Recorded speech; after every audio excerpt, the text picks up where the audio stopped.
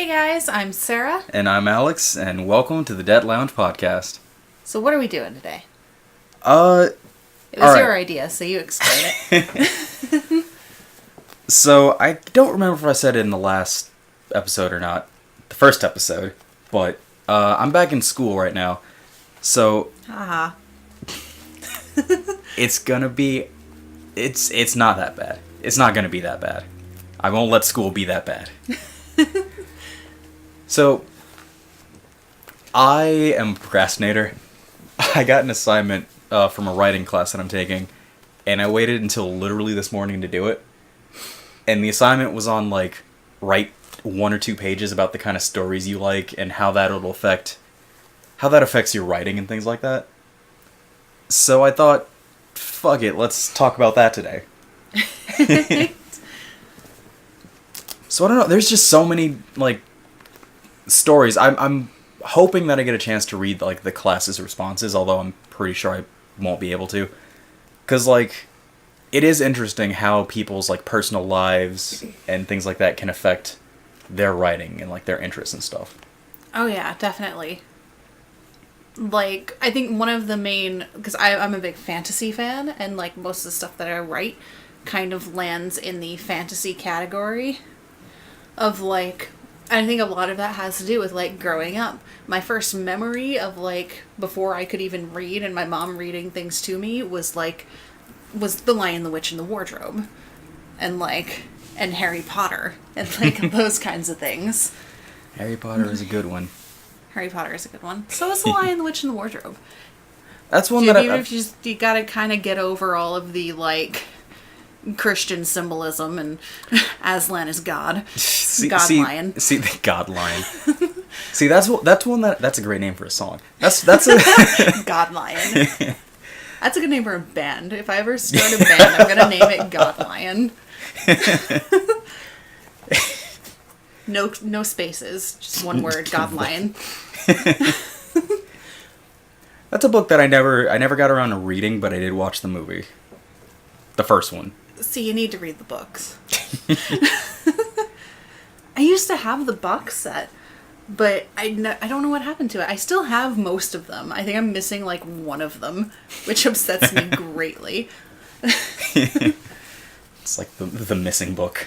But I think it was those early days of, like, whatever your parents introduced you to first really informs what you're into for, like, the rest of your life. Mm-hmm. Well, see, like that's an interesting little thing to note, because that was kind of what I wrote in my paper was I grew up kind of getting dragged along by everybody, like, since I'm the baby of my family. Mm-hmm. So it's like getting dragged along by my dad, my mom, my siblings, and I feel like everyone's interests kind of affected me in all forms, like with games, with music, with the books that I read. Because everyone had their own interests, and, like, I spent enough time with them that I learned to like a little bit of everything. So I couldn't, like... It took me a while before I could settle on, like, what is it that I like. Because Right. There's so much to be had. Like, there's so much to enjoy about every story. Yeah, that's what makes it hard to, like, answer the question, what kind of, like, stories are you into? Like, well, good ones. Because there's really not a genre out there, sans maybe romance, because I can't think of a single romance novel that I've enjoyed reading. But there's not really any genre out there that doesn't have something to be enjoyed about it. Right. You know, on the topic of romance, real quick, I feel like romance is not good on its own for a genre. It is for, like, a plot line. Yeah, like a subplot in a bigger storyline. Right. I'm totally fine with romance. And I can get really into romance, like... Because romance on its own doesn't... Like Barry Allen and Iris West. I love them to death. And one of my favorite things about The Flash is their relationship. Right. But if it was a show just about Barry and Iris falling in love, it wouldn't be that good. No, romance on its own doesn't really hold any weight to me. Like, it's the issue with, like, certain plot lines, like in the anime Eureka 7, it's there's romance in it, but it isn't until like later in the series where the romance kind of gets left on its own, where it's like you finally get a chance to like view the romance and just the romance, and it's probably the weaker episodes of the entire show because there's nothing else really going on except the love and the struggle of that love between these characters, and it's not as interesting as everything else that was going on up until that point. But yeah, I think that's why I can't get into romance as a genre. Like, different genres can go without romance and still be like amazing.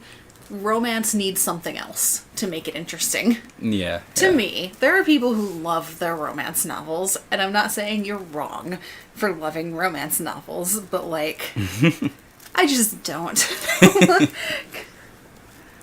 Yeah, I did, like, when I was kind of thinking back on it for the assignment, I did figure out what kind of books and what kind of stories, really, that I enjoy. And it's gonna sound a little bit grim, but I like stories of, like, despair. Or stories that talk about the characters in a very, like, depressing situation, or like you like angst-ridden stories. Not necessarily, because the thing that I love angst. I'm Angst gonna, is so fun to read about, and it's so fun to write. It's like the most fun to write angst. I'm gonna have to try that. But no, the thing that comes to mind is like Angel. I liked that it's like angst. I guess that is the word for it. Angel was full of angst. I was gonna say brooding nature, but I guess that is angst.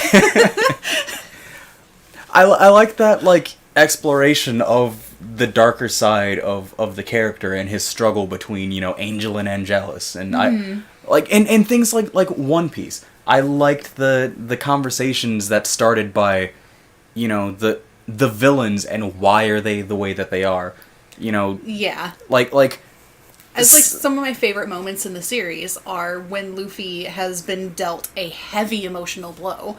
And like those end up being my favorite moments in the series because they're the most engaging. They make you care. They make you, like, I don't know, they make you see these characters as more people when you see them go through hard times. Right. And when you see them struggle. Like, it adds a level of reality to the situation. I mean, it's like One Piece is an anime. It's really it's especially at first, it's very goofily drawn. It's very very, very goofy sense of humor. Very, like... Yeah, but for the world that's established, the hardships that the characters go through make it so much believable that, like, they would react the way that they react. It's once you understand the hardships that, like, the characters, and all characters, from the villains to the main characters in any story, once you understand what they're going through, right. it makes them so much more endearing and so much more interesting. It's like in the video game the video game Borderlands, there's a villain, Handsome Jack, who... He's in the video game Handsome Jack. I almost said that, yeah.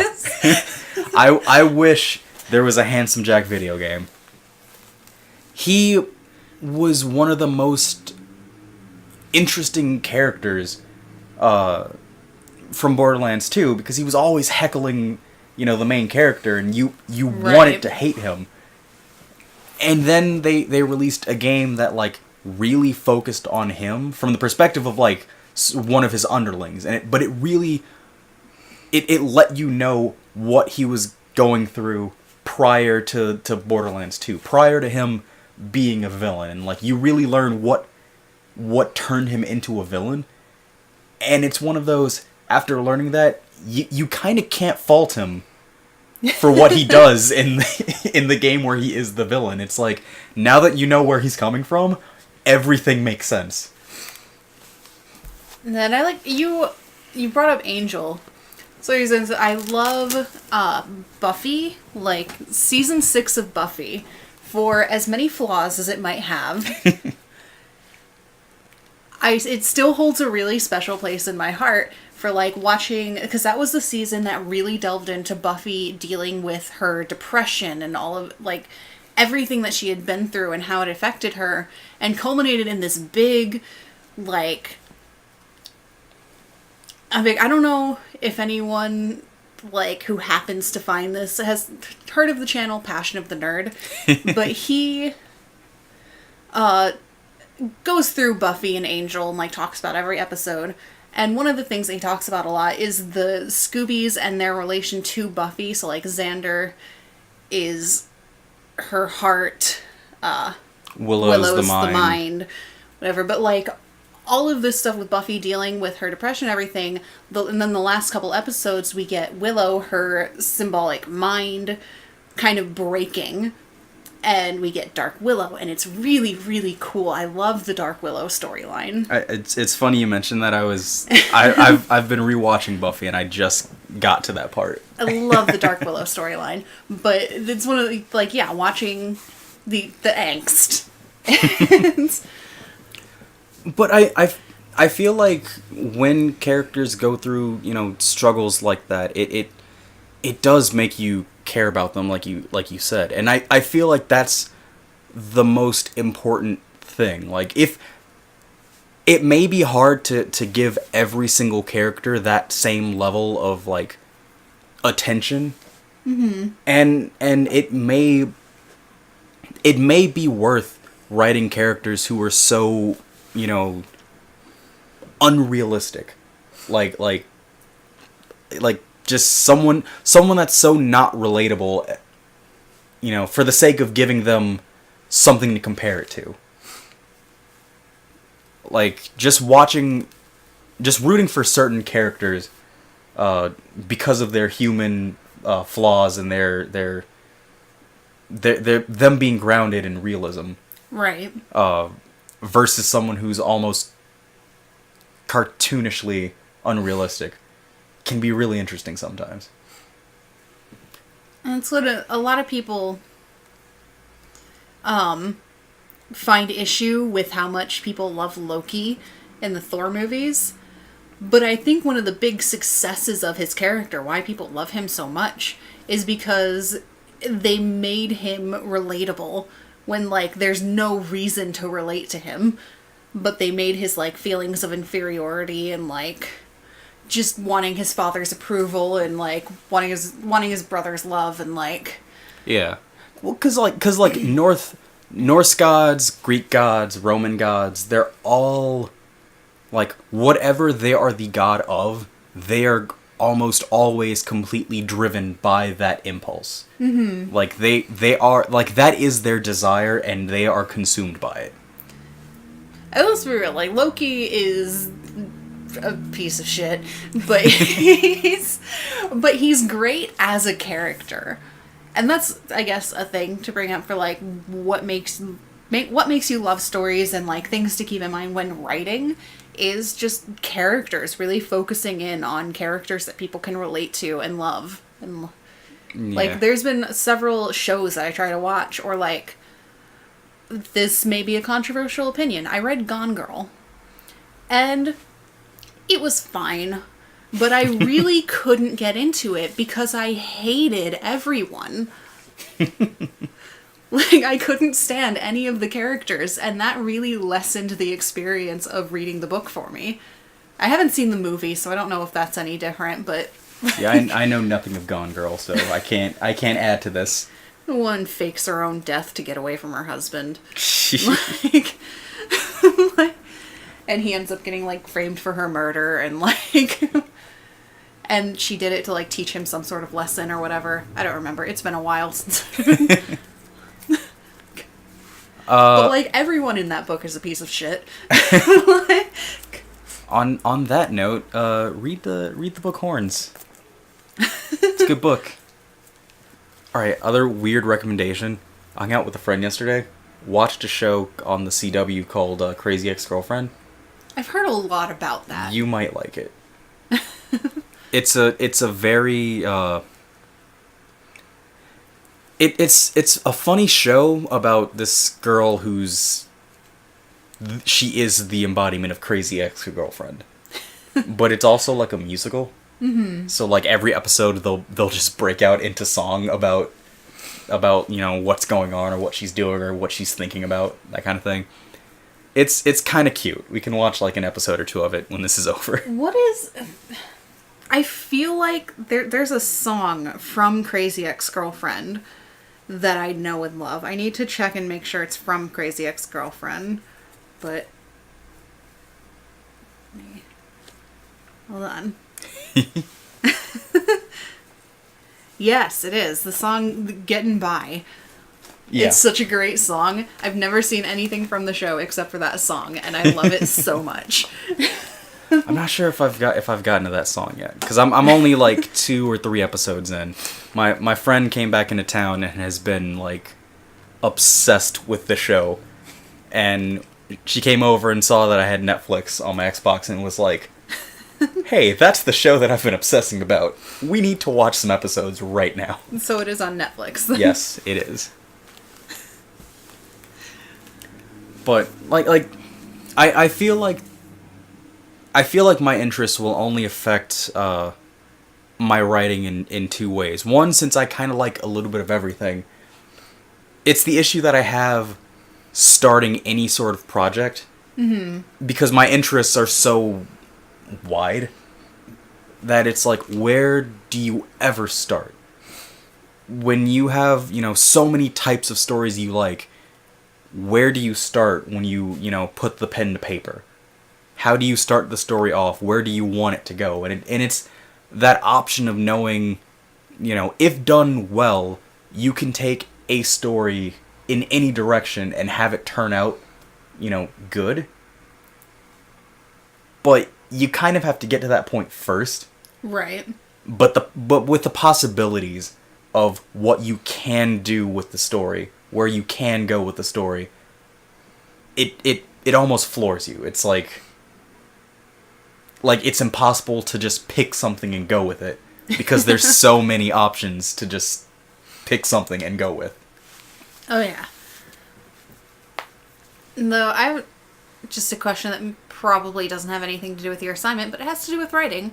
Are you like a outliner, planner, or are you a just come up with it as you go kind of person? It's a little bit of both. The way that I used to come up with stories was I would have something in mind, and because I went for walks a lot, I would listen to some music and I would try to put my characters in this, like, whatever music I'm listening to, come up with a scene and put my characters in that music. Mm-hmm. To figure out, while this music is going on in the background, what are these characters doing? How does this affect them going forward? The issue for me was I could come up with events throughout a story. But like stringing them together was kind of the problem? Yeah, starting it off and getting to those events have always been my big issue when it comes to writing. Like I'm very good at coming up with events, but not necessarily the in between, which is the thing that I really need to work on. No, I try really hard to be a planner. I'm bad at like the connecting them together. I try really hard to be a planner just because of that, but I'm really bad at being a planner. And so I end up just doing the like write as you go, and that ends up with like a story full of plot holes that you have to go and basically rewrite everything. Like, I mean, outlines are great if you can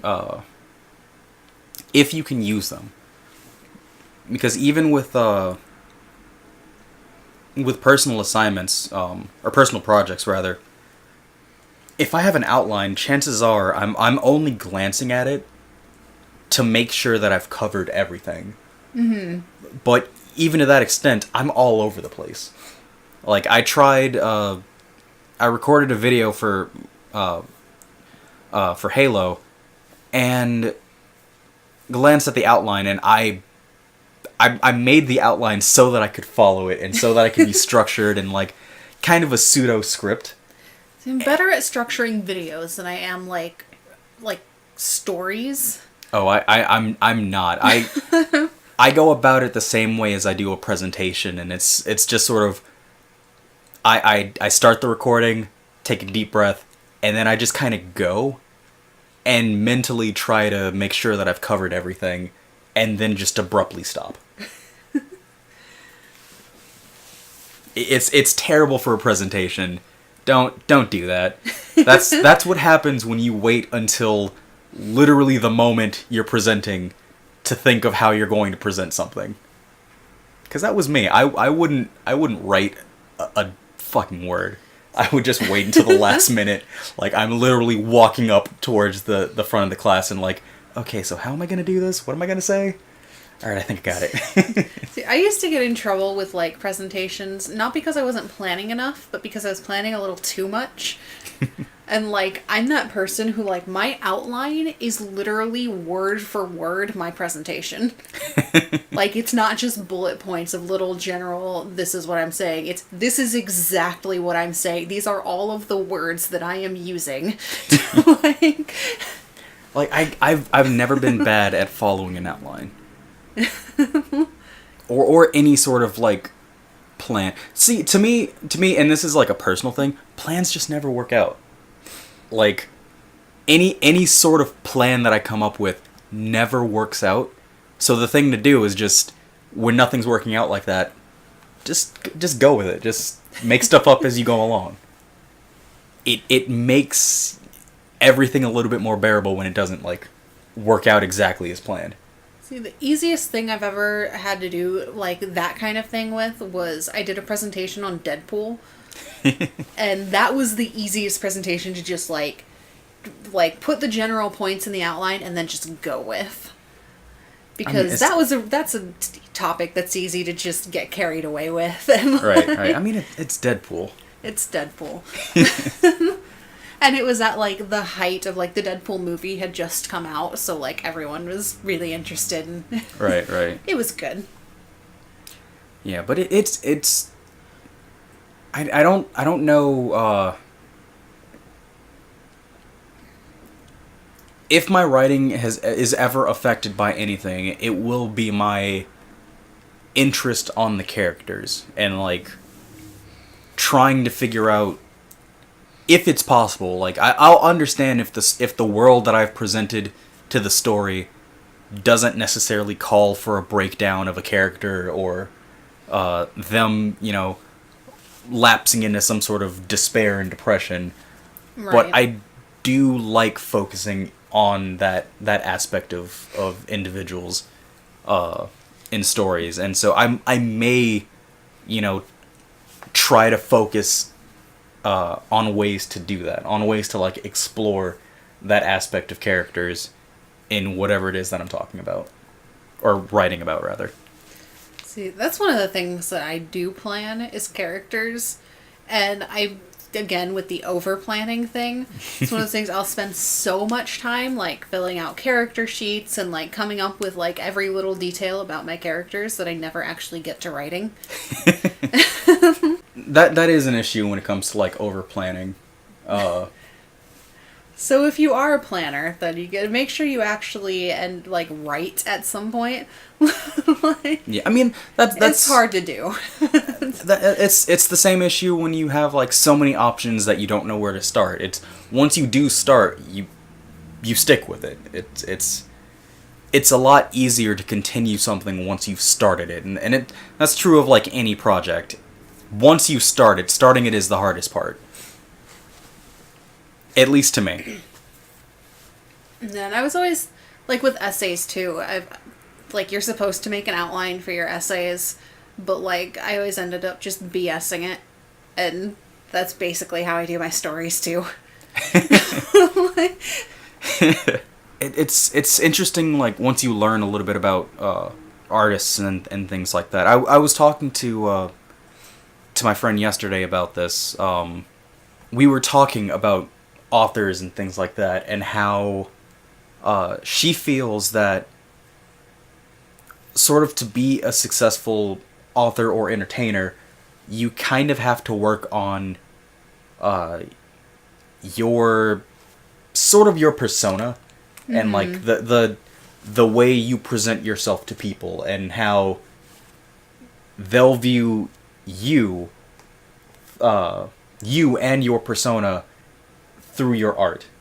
But I feel like that's not necessarily fair, because there's so many authors out there who you may love their stories, but you may know nothing about them personally. Right. And it's sort of like, to me, those sort of details only affect you if you go out looking for them. Like, you have to make that initial step to look into an author's personal life.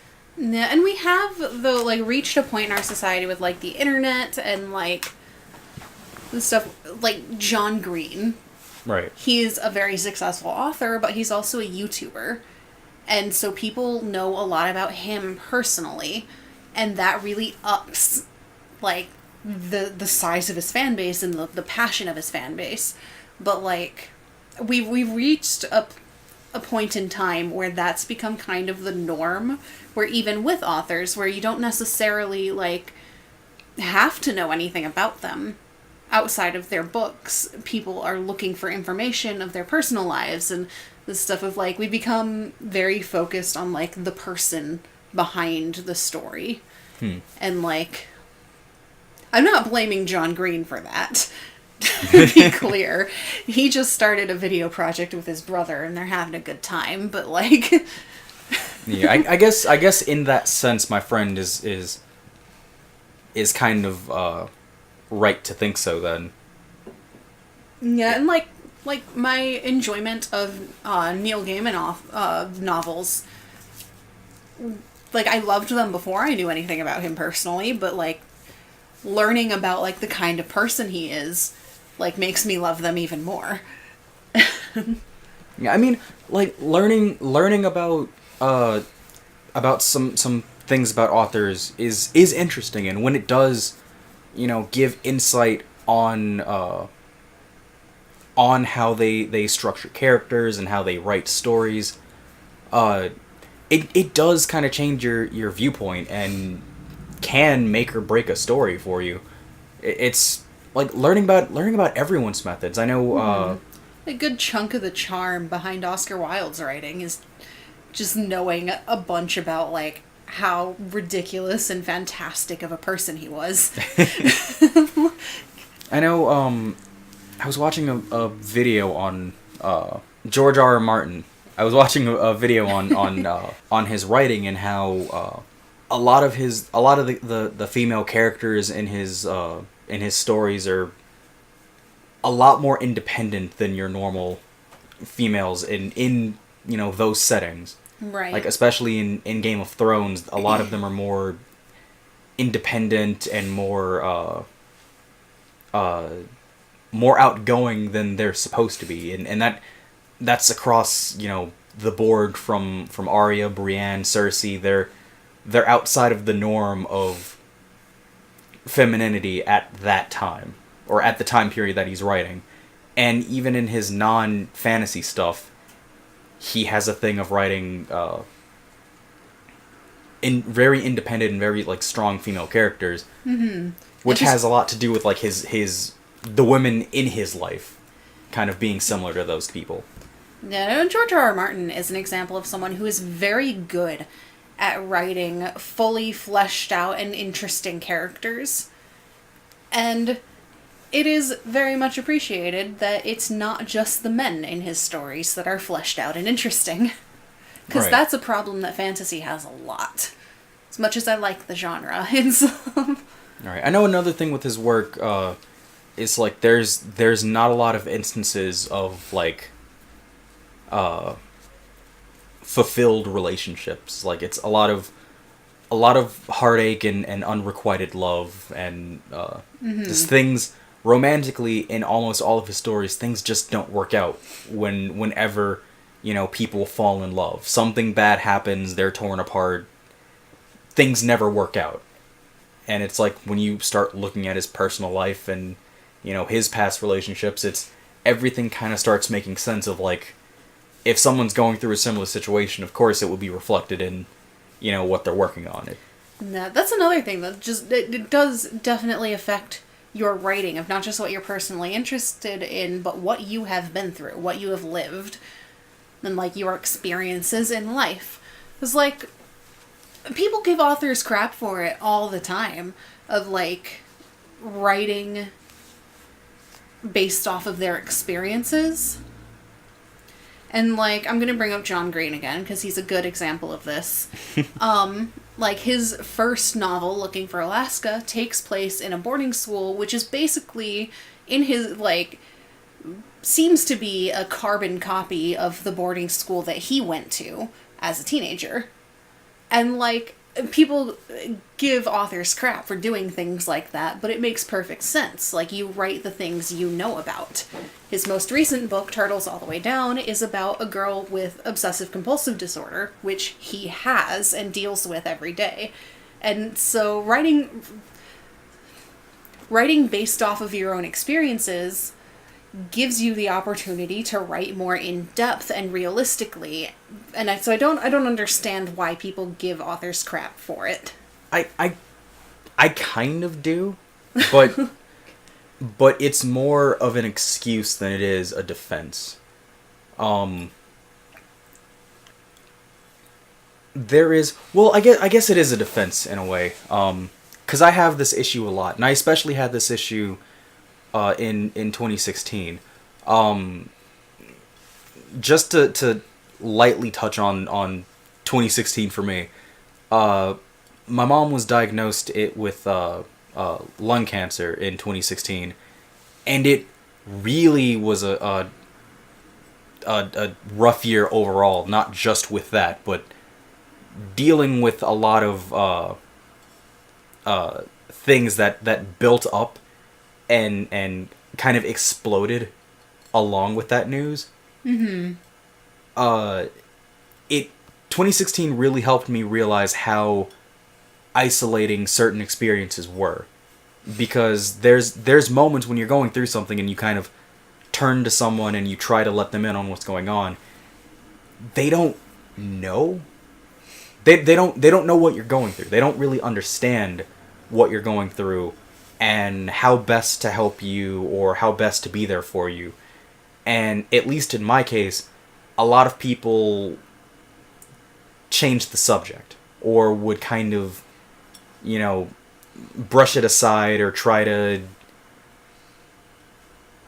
not necessarily try to like console me, but to let me deal with it myself. Mm-hmm. Because they don't understand necessarily what you're going through or what they should be feeling, and you don't really want to be subjected to that, like, that mood.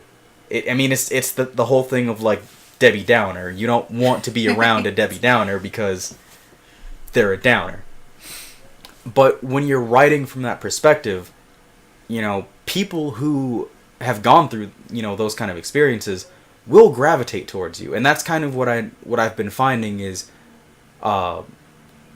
while I was going through that, I have met friends who have gone through similar situations, or even now I've been seeing people going through similar situations, and they gravitate towards me because I know what they're going through. I know how to word it. I know how to best help them, or how to put it in a way that they understand, seeing as they don't quite understand what's going on with themselves at that moment.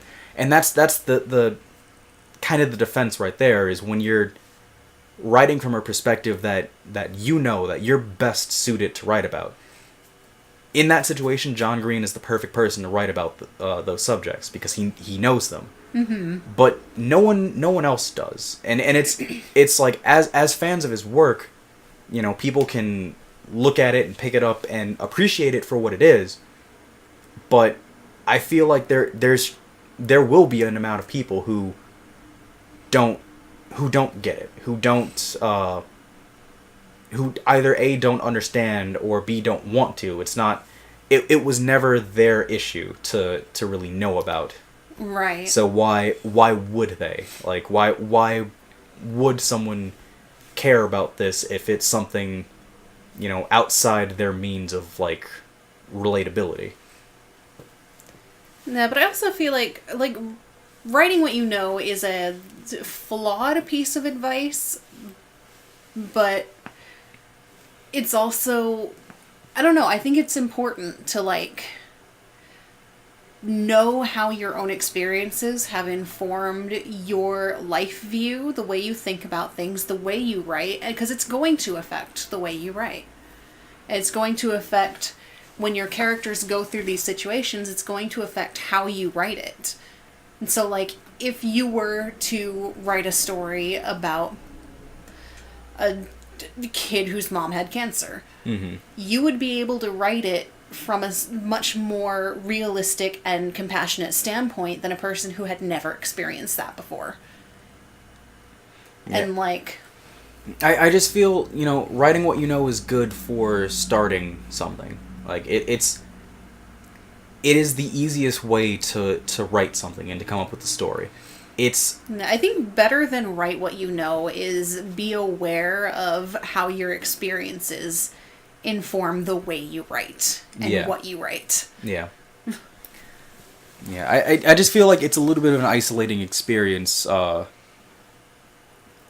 reading something from an expert on the subject, quote unquote expert on a subject, and not knowing something about it. Like, it's because a lot of times when you're writing about something you're not writing to inform. You're writing from that perspective.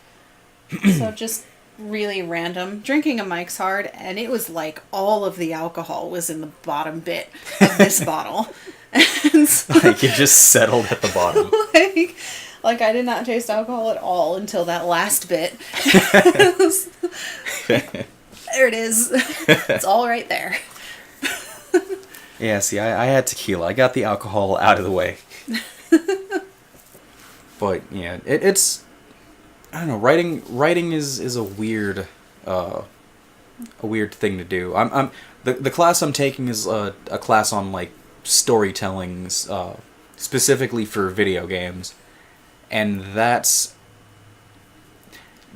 one where I'm trying to break out of that formula of, like, writing what you know, because a lot of the stories that I've come up with before have all been, like, things that I know, or, like, my viewpoints at the time and how I can change this into some sort of interesting narrative for people to play through or something like that. But coming up with a scenario all on your own, with no personal frame of reference, it's just, this is a cool concept, let me run with this. Right. Is a lot harder than, I've gone through X, Y, or Z. This is where I think the best place to start is. Like again, writing what you know is a good place to start off a story, or a good way to, like, stick with the story. It's probably the easiest way to just pick up and go. Right. But it eventually you're going to run into things you don't know. Exactly. And you're going to have to write things you don't know and do research and, like... Yeah, and that can be real beneficial for, like, anything. Research is always fun, depending on the subject. That's how writers end up with, like, really bizarre Google search histories. I mean, I would love to just read people's Google search histories. And just, like, try to figure out the frame of thought. Cause, like, what led them to search this? Because that's the thing. Like, you never know the context of a Google search history. No. It's like when you go to someone's computer. See, this is why every time I'm looking at something a little bit dodgy, it's, all right, let me go to private mode, because just on the off chance that, like, Google has that auto fill in thing of things that you've already searched for. The moment they push the letter down, it auto completes with the last thing that you started searching for. Just, like, looking at that stuff terrifies me. And I'm always interested whenever I'm using someone else's computer. It's like, I'm gonna push this letter and see what pops up. It's like, I may not be trying to out them on anything, but I'm definitely curious on what's going on there. Right. Oh no, Google is just weird. Definitely. I think that might be a good place then. Google is weird. Google is weird, writing is weird, writers are weird. Everything's weird. I feel like that's how most of our conversations end. I think so. I don't know. I think the most interesting, like, just my writing versus your writing, because you, like, are mostly, you're going into game design. And, like, I am writing, like short stories and novel type things. And it's, like, entirely different mediums to be writing for. Yeah. Because stories are interesting, but the thing that, like, especially with video games that make me gravitate towards them is it's an interactive story. Yeah. Like, you know, we played Resident Evil 7, and there's certain events that won't happen until you, the player, walk into that situation. Like, you have to open the door to everything. Right. And it makes it a much more personal experience. Like, even if the characters are pre-written, pre-voiced, you know, the events were predetermined, you still have to make the choice to start those events. Right. To walk into that room and to face whatever's there waiting for you. And it's really interesting to kind of be able to write something like that. Or at least try to write something like that. But short stories are really interesting. I do want to, this is kind of a weird side note, but I do want to, like, do something similar to the YouTuber Cry, similar to what he used to do, which was like, he would find short stories and things like that on the internet and on Reddit and things like that, and would just voice over them and post them to his YouTube channel. I've been really wanting to do something like that. That would be cool. Make some sort of, like, audio play. And there's games that we could do that out of. So that would be fun. Yeah, so, writing is weird, but writing is really cool. Stories are cool. Stories are cool. Stories are my favorite thing ever. I mean, stories is everything. Like, stories is art. Stories is music. Stories are movies. Stories is art. Stories are movies. All right. I think that's a good place to stop. I think so. We'll see you guys next time, hopefully. Yeah, hopefully you've enjoyed this episode. I don't know what do for podcasts. Is there subscribe or anything like that? I don't. Follow us on Twitter and SoundCloud, iTunes, Google Play, all that stuff. We'll figure out how to start and stop a podcast eventually. Bye.